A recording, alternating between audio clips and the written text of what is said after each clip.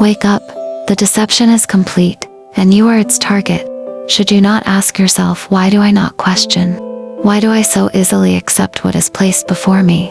Why do I not examine the agenda, the underlying motive, of those who lead or guide me away from what was originally written?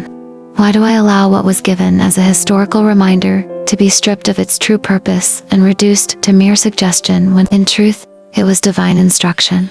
Who benefits when I no longer honor my God? Who profits when I abandon my status, my covering, my armor, my dietary laws, my celebrations, my rest? And why is it that those who demand my inclusion, the ones who push me, require me, insist that I conform, always lead me closer to the image of the very master who once kept me in bondage? This is not a coincidence. This is not a matter of progression. This is ancient deception repackaged for a modern age. The enemy does not need to destroy a people if he can persuade them to destroy themselves, if he can remove them from their source, if he can make them forsake the covenant, if he can convince them that their identity is an obstacle rather than a gift. Then he has already won. But here is the revelation.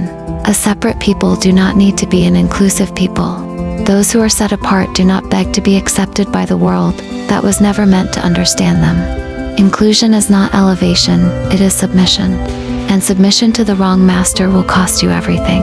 The time is now to awaken, to discern, to ask the questions that have been suppressed for generations. Who leads you? Who guides you? Who whispers in your ear and tells you that what was written was only a relic of the past and not the living instructions for today? Who benefits when you abandon what was divinely established in exchange for what is politically or socially acceptable? Let this revelation marinate in your spirit. Inclusion is not always a blessing. Sometimes, it is the snare that binds you, and those who refuse to see it will soon find themselves consumed piece by piece, opinion by opinion, disobedience by disobedience, until nothing remains but the ruins of what was once a mighty people, now indistinguishable from the very system they were called to rise above.